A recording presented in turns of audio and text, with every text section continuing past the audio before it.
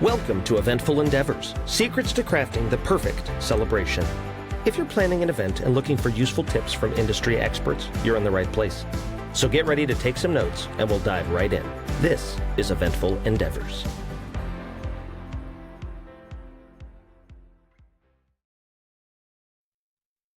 So, hello, everybody, and welcome back to another episode of Eventful Endeavors. Happy Friday. Today, I am really excited to have Diane and Glenn Lassiter, the owners of All for One Farms in beautiful Jacksonville, Florida. Diane and Glenn, thank you so much for being here today. You're very welcome. We're excited about it. Yes. And I was just actually reading like a little bit about yourself, like before we actually got on this call. And I think this is like probably the most beautiful story I've heard so far, because what happened is, I believe you mentioned that you actually grew up at the venue, which is the farm. You grew up there and you have some memories of your father. And I'm going to quote you: when you were 10. This is the most beautiful place on earth. So you have a lot of memories of your father working around the land. And then later on, you actually made it as a wedding venue. So tell me all about this. What happened? What are your memories? What's going on? Well, I can remember the day we first came here when we bought the farm and how much I just fell in love with it, and just the memories I have with me and my dad.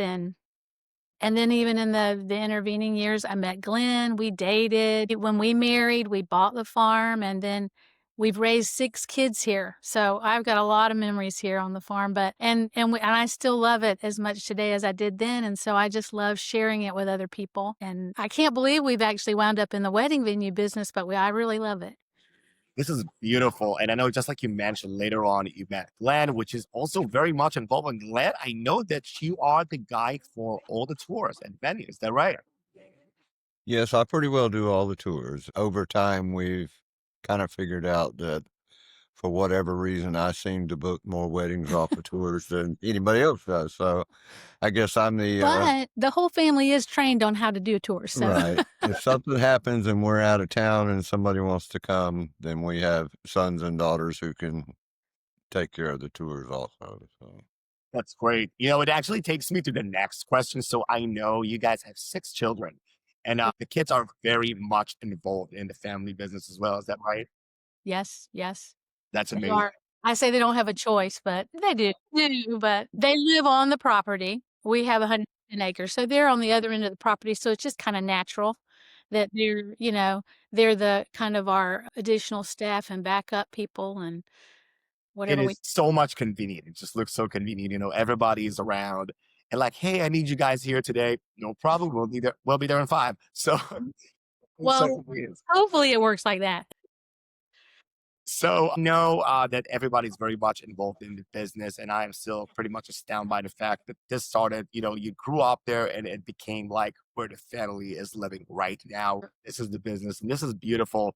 So, what's your favorite part about running like your business? What is like the biggest challenge? Well, of course, the favorite part is the wedding days. I mean, Yeah. we are usually the people who open the door to let the bridal party out, and then we close that door, and then we open that door again for the bride. And of course, that's our favorite part. We feel so privileged to be a part of that moment because it's it's a once in a lifetime thing. You're waiting for that door to open and see your groom and step out there in front of all those people. And so that is easily the best part. The most challenging part, what would you say? Probably when there's a different guest count than what was anticipated.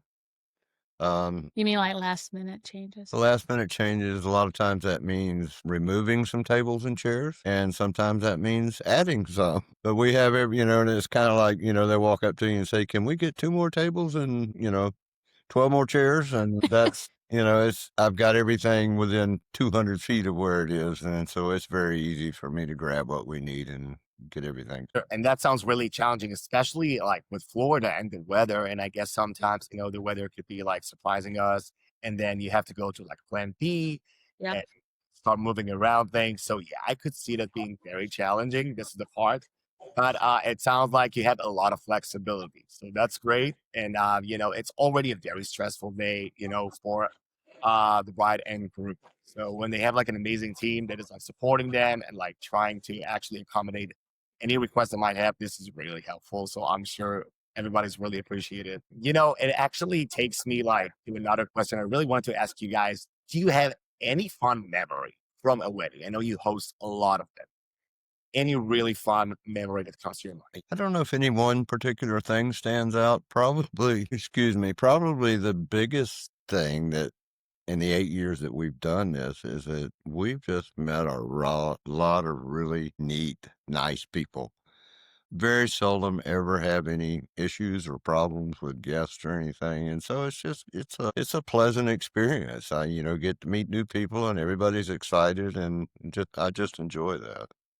One thing that I thought of when you said that, though, just like 2 or 3 weddings back, we had a groom that he just had this idea. He called and got permission to come early to the venue. He came in and set up in the bridal suite all these pretty little things, flowers, champagne on ice, a little T-shirt for the bride. And I'd never seen that before. I just thought that was the sweetest thing. But I mean, we get to see so many things like that, but that just was something that jumped out at me. Oh, Something I remember. Yeah. oh yeah, that's definitely very, very nice. I like that. And it's like actually taking me to another question. Like, what are like current trends like you are seeing right now in the wedding industry, like in general? People are like doing a lot of that recently. Anything like Well, I work with other wedding venue owners in a group, and we kind of work together with our businesses. But we started about 6 months ago or 8 months ago gathering candid content.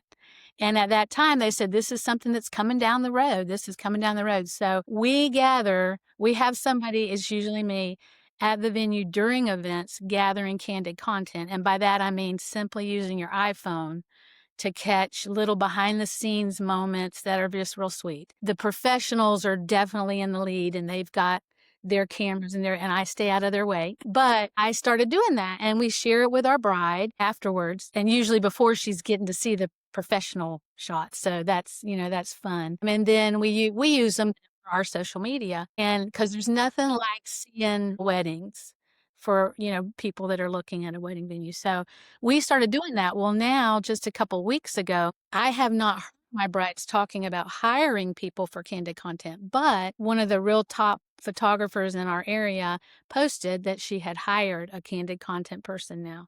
So when you get her candid content, so I see that as something that's going to be pretty standard going forward. Either using somebody like we offer it free for our brides, our couples, or either hiring it through a photographer.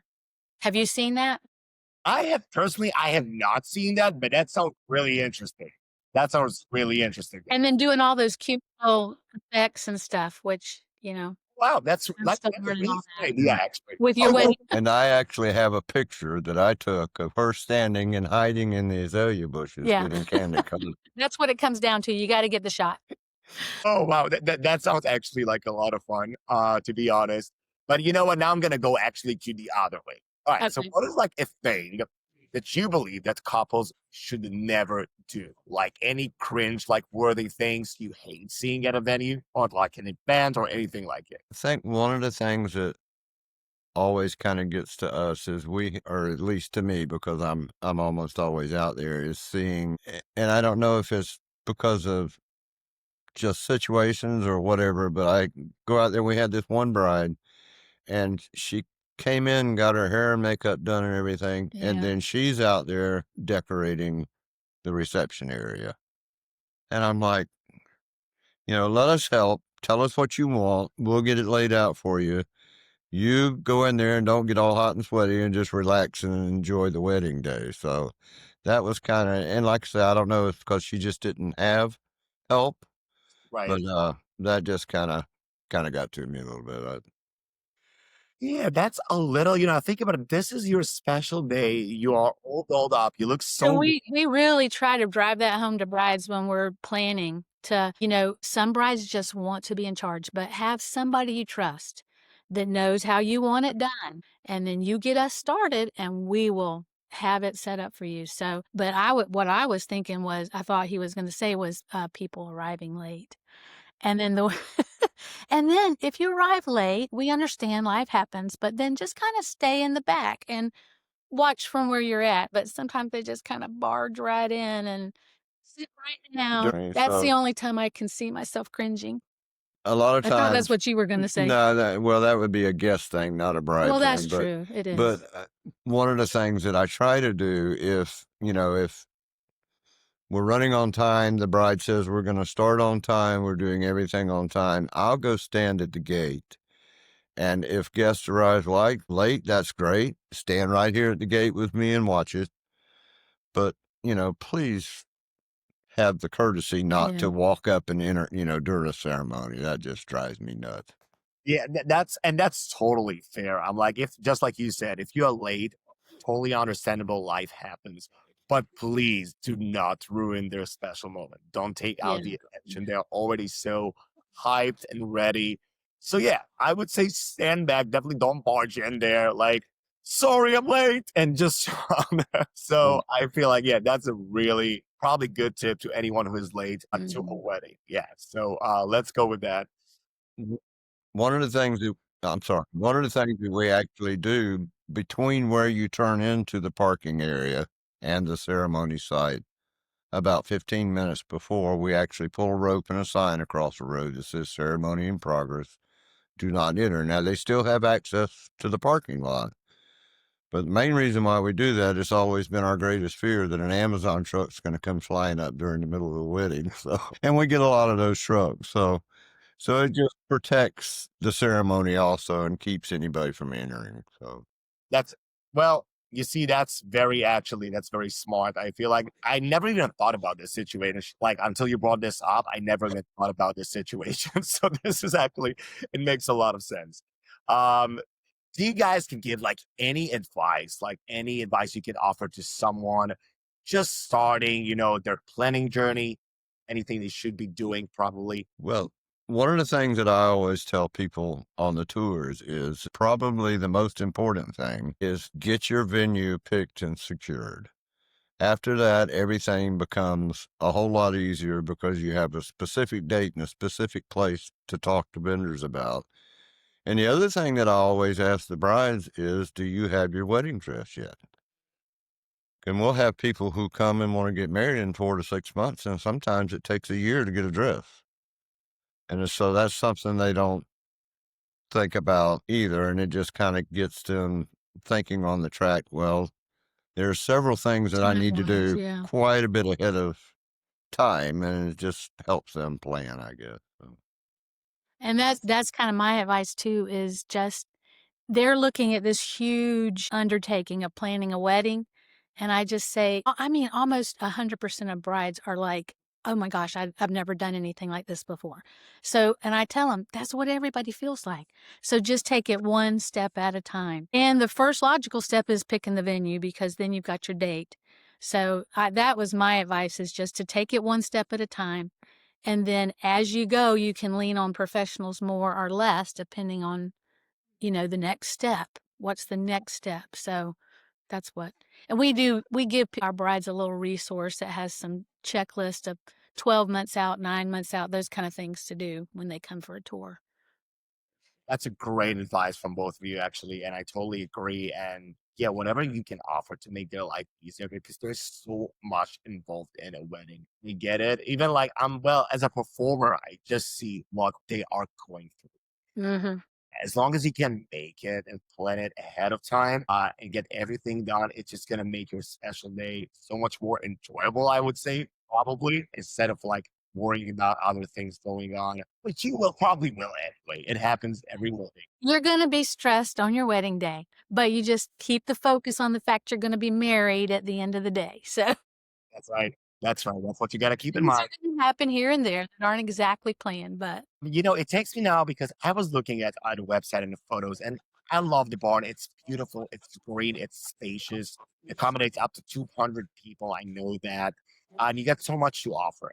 But can you tell me what makes your venue, venue and services in general, unique? What sets you apart from the other venues? well, with my Wedding Venue Owners Group, I've had a chance to tour a lot of venues, and there are a lot of beautiful venues out there. I give you that. But I think the way we have we have the manor house that's kind of in the center of the property. And so that's kind of the background for the backstop, I guess, for pictures and such. But the parking is right adjacent to the ceremony site. And then right around the corner is the barn. Very walkable area for your guests. They've got the pastures with the horses that always come to say hello.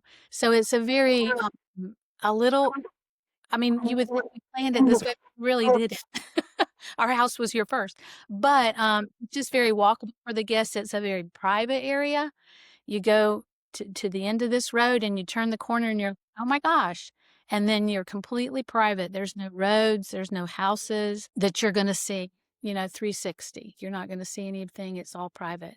So I love that part of the venue, and we think we really like doing this. So Yeah. that's another thing that's good. That is so beautiful. You guys are passionate about it. And yeah, I guess nothing can actually beat the fact that you just have so much green out there. And it just feels so peaceful. So I love that. So that's definitely a huge advantage for any couples that are looking just for some peace, get out of the city, enjoy beautiful green part, Florida, especially Jacksonville, which is so beautiful. It's so green. So yeah, this is definitely an amazing advantage. Can you guys describe me like a typical wedding day at the venue? Well, you have that big 12 hours.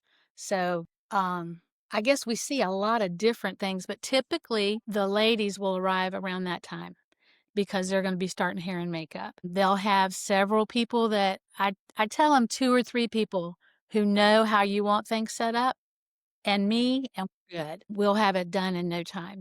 The setup crew will arrive. Yeah, so just one thing. When they arrive, the ceremony site and the barn site, all the tables, the chairs, the seating, everything is set up as per how the bride wanted it laid out. So basically, all they do is they come in, and their job is to decorate and undecorate. Everything else is already set up and ready for them. So. And from there, the guys will arrive, later in the day whenever they're needed to get ready for the photographer. And then from there we go, I guess we really follow the timeline for the wedding, whatever they've got set up. Sometimes they'll do a first look, and then they'll do our private vows. I mean, there's just so many different things, but we'll just kind of follow their timeline. We love it when the ceremony is later in the afternoon and then transitioning into the nighttime at the barn because it's so pretty at night because the lights are so pretty. But we're just working on their timeline. Probably one of my favorite things, because I'm also inefficient if they need one. But one of my favorite things is in my folder, I always carry tissue, because probably 50 or 60% of the time we got this big macho groom standing out there waiting for his bride to come out. The minute she comes out the door, he just breaks down. So I said, always keep tissue, and just seeing those moments is just priceless, really. Being able to stand right there and see that. But then as continuing through the day, I guess they do the reception. And again, those are as different as each bride. Some brides want to do more traditional things. Some brides have brand new things we've never seen before. And then we end up tonight by 11 p.m. And everybody's kind of packed up and gone. Sounds to me like a great wedding day. So I love that. Can you actually give me, I'm just an idea, like how is your current availability? Like how far in advance are you booking? So I handle that more than you, but we're booking about a year and a half out. So we're just starting to book 2020, fall of 2026. But we have availability on the website. If a bride is like we have a Saturday in September that just opened up, and we have a Saturday in November open this fall. So, I mean, literally, I just got off a phone call with somebody looking for a really quick wedding. Everything from that to a year and a half. Yeah, really quick. Meaning, Like next weekend, could we have something at the... Wow, I cannot believe that. Yeah, Jeff got off the phone with him. But anyway. It's like almost like a rapid wedding. This is amazing. But yeah, it can happen. I know that. Yeah, she said we were going to have this little wedding and a lot of people are coming, so we need a place now. So Yeah, anyway. because usually I know that it's somewhere around like a year to a year and a Yeah, half. I think a year is probably, and I love it when they can do that. Sometimes if you want a specific date, you got to be a little bit ahead of that. But if you're just wanting the spring, it's awesome if you can come during the springtime the year before and see how green everything is and what's blooming and what it's like in the springtime because it's different than in the fall. And we also have beautiful winter weddings because we're in Florida, but still the trees are a lot less green, it's a lot more barren looking and it's winter, but they're beautiful pictures. So, A couple yeah. of years ago, we actually had a wedding the Saturday before Christmas. And brides are always very creative. So anyway, rather than have a gift table, she put up a Christmas tree and Wow, everybody put their presents under Under the the tree. tree. So that was really cool. this is so cool. I have never seen anything like it. No, we hadn't either till then, but it was really a neat idea. They should be doing more of that, like especially during Christmas time. This is really cool. Okay, now I got an idea. Like for anyone who wants to get married, please do that. This is really cool. Really, really nice. Do you guys have any flexibility, like with guest count in case it changes? Well, I think I talked Yeah. about that a little bit. Yeah. Probably I would say over the years that we've done this, I would say 85 to 90% of the people who RSVP show up. We have had one wedding that a lot more people than RSVP showed up.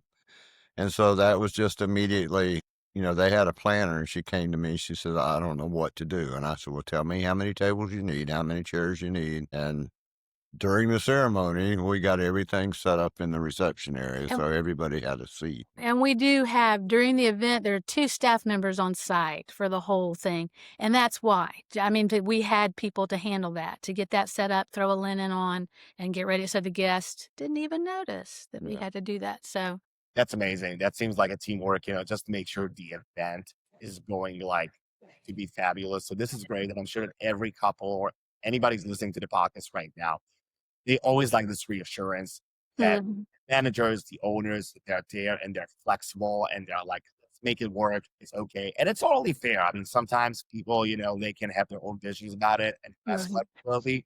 But it's always so great to hear when people have this really positive approach, just trying to get everything done and make sure Yeah. it be a stressless day as much as possible. And I tell you one thing, Manny, way we are an a la carte menu, which means we don't have in-house vendors and we don't require couples to pick from a certain list.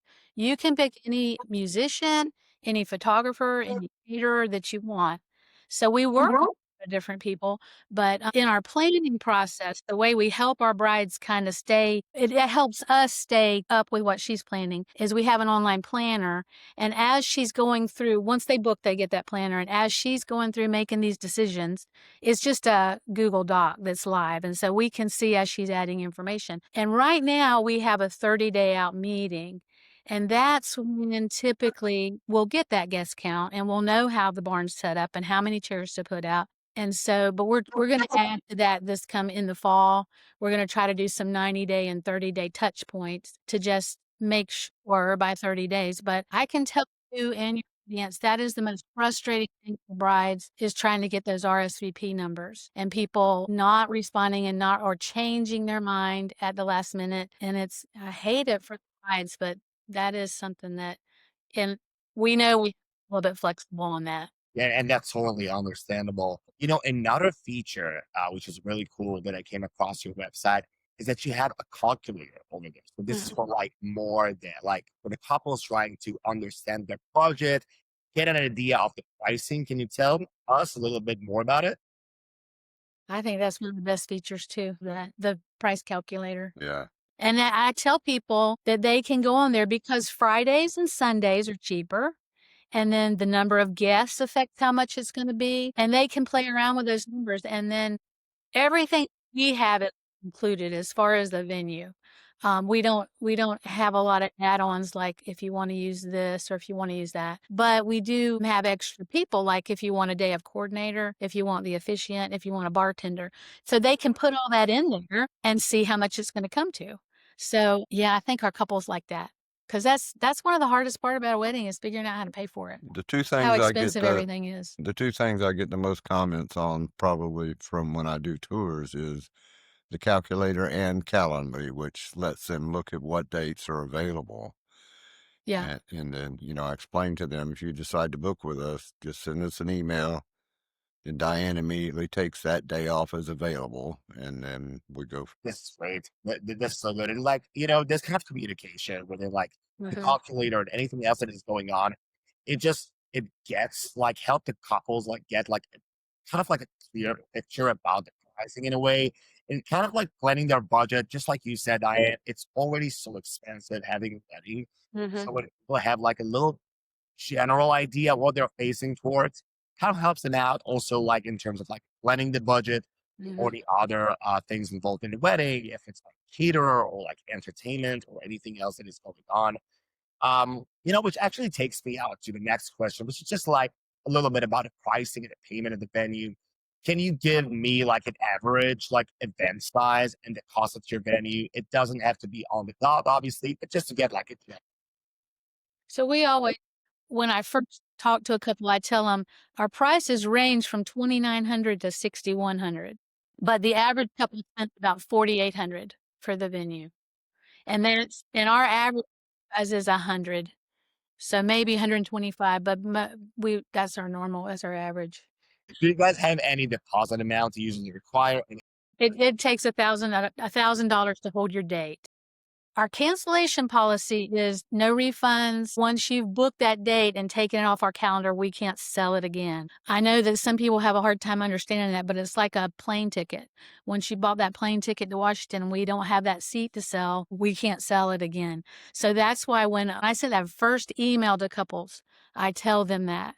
And I say, when you sign this contract, be sure you're to sign this contract. Now, that being said, we got through COVID without canceling any weddings. We rebooked them all.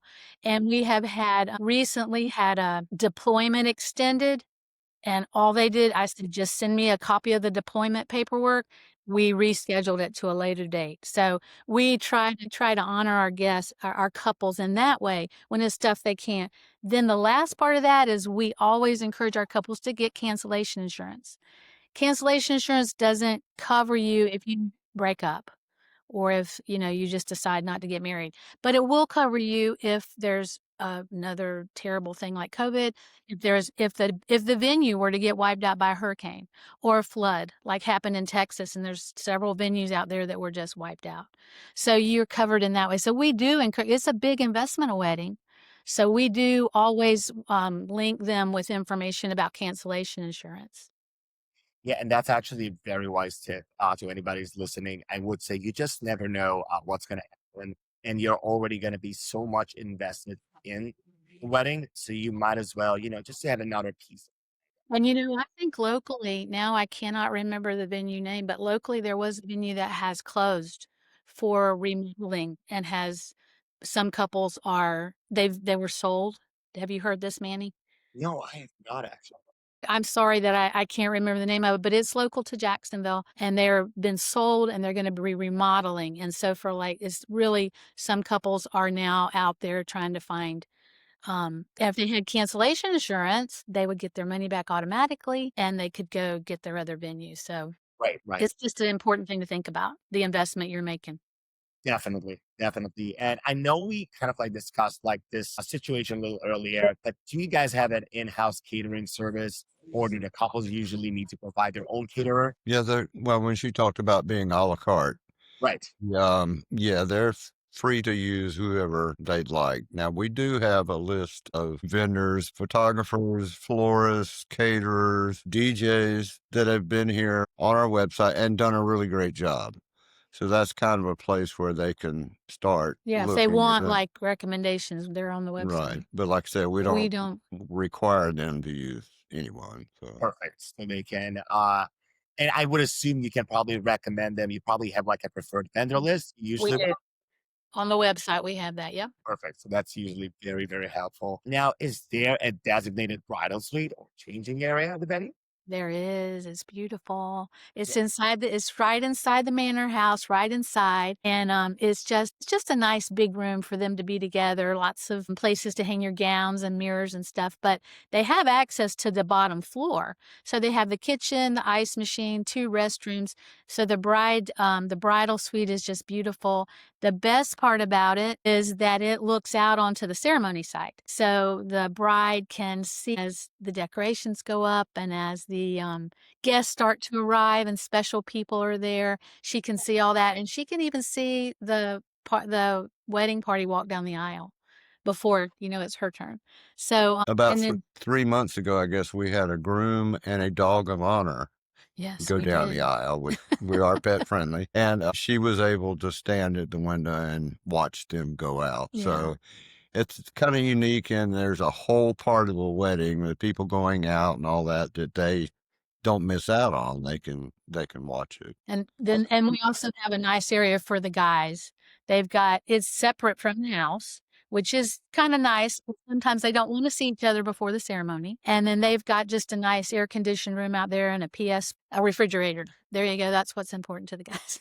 They just want to unwind like before they go out. Just hang out and have fun. Yeah. This is perfect. This is really, really great. Are there any sound ordinances like at the venue, anytime music shouldn't be played past? And probably the best way to answer that is that music needs to stop by 10 p.m. We've had everything from DJs to live bands to you name it, they've been here. And the way we do is we try to set up the layout for the music to be turned toward the 22,000 acres of Jennings State Forest, where there's no houses or neighbors. Yeah. But really, we very seldom do we ever get anything, from anybody around. And our closest neighbors are a long ways away. So usually if we get any call at all, it might be my son on the other end saying, I think you might need to turn that down. But what we found is, and what I thought was kind of unique, it's whoever has the best bass on their speakers is what people hear. And a lot of times you don't need to turn volume down. You can just turn the bass down a little bit and everybody's happy. So, but 10 p.m. is the cutoff time for music.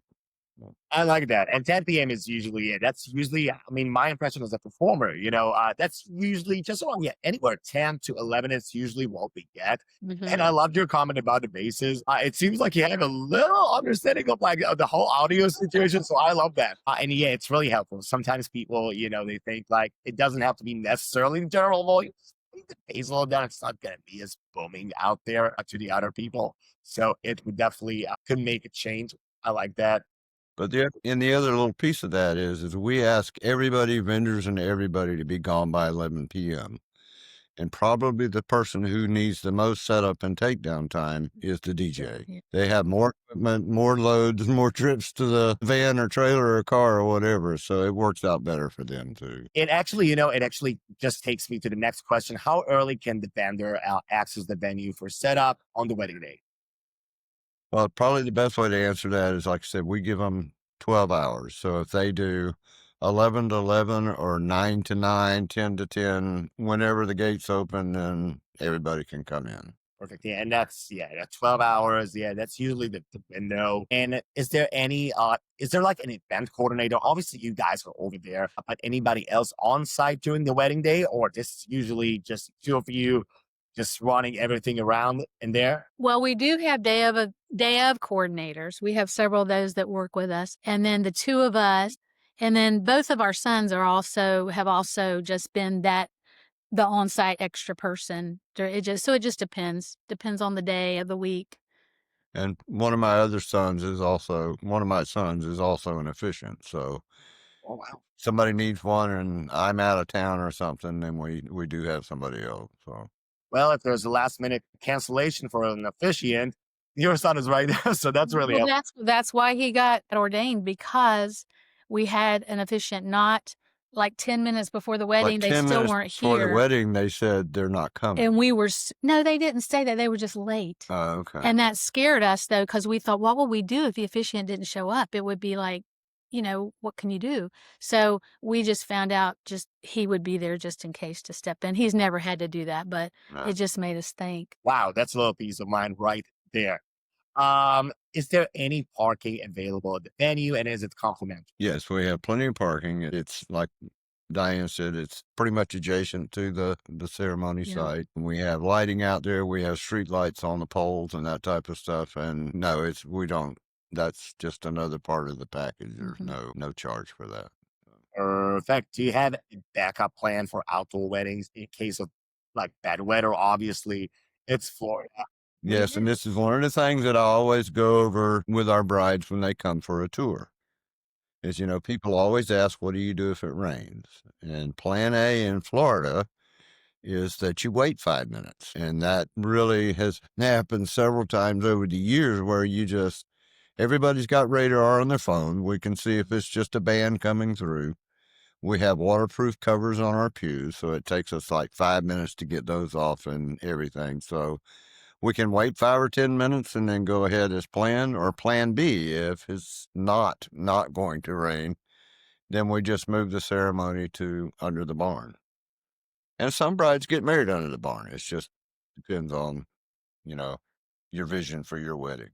Well, as long as there's a plan B, to that, it's just like you said, it's Florida. You never know. You just never know. Exactly. Yes. It could be like pouring, and after 5 minutes, the sun is out, not a single cloud. So yeah, this is just Florida. That's the way it is. But that's great. It looks like you have a very good plan B for that. Which will also take me to another question. One of my final questions is, who is going to be the main point of contact prior to the event? Is this going to be you guys? Yes, that would probably be me prior to the event. I really handle the behind the scenes, the planning and the scheduling and stuff. And then on the day of the event, Glenn is most often one of the two people here. And because he is in charge of all the setup, and at the final meeting, he's always there because he wants to make sure it makes sense. And that if the bride wants something that sometimes he'll say, okay, yeah, let's do that. And other times he'll say, well, let's think this through. And, there might be a better way. So I guess that's how we kind of divide. After setting the barn, the reception area up 300 plus times, I've kind of figured out what works and what doesn't work. I would imagine. And, it just amazes me, I'm always looking like at venues like around like, Florida and everything else. And whenever I come like into a barn, and we played like in those settings before, me personally, I just love that peace of mind. To anybody who's listening to the podcast right now, if you guys are looking for a peaceful place and beautiful, honestly, check out once again, All for One Farms. We're going to make sure to attach all the links and the good stuff to Facebook and Instagram and everything else that is going on. Plus, if you are listening to this podcast and this is where you heard of All for One Farms, you should know that you will get a free champagne toast and use off the champagne wall when they book. Is that right? Yes, and it's beautiful. It sounds so much fun. Honestly, it's been a while since I've been to Jacksonville myself, but next time I'm over there, I would definitely love this with my own eyes. I would love that. I just love the website. And yeah, it's great. So anybody out there is looking to get married soon in Jacksonville region, Central Florida, anywhere in Florida, honestly, if you're looking for just a little peace of mind and an amazing A-team over here, Diane and Glenn, check it out. All for One Farms in beautiful Jacksonville, Florida. Diane and Glenn, you are so much fun. I had such a blast talking to you. And again, on my next trip to Jacksonville, I should definitely stop by, and I would love to see the place as well. Well, thank you for having us. It has been fun. Of course. You guys are so great. So thank you so much. Once again, guys, this was today's episode for Eventful Endeavors. Until next time, happy Friday. Thanks for listening to another episode of Eventful Endeavors, Secrets to Crafting the Perfect Celebration. We hope to have left you with some actionable ideas for your own event. If you like the show, please subscribe and definitely leave us a review. We read every comment. So until next time, happy planning and see you soon on Eventful Endeavors.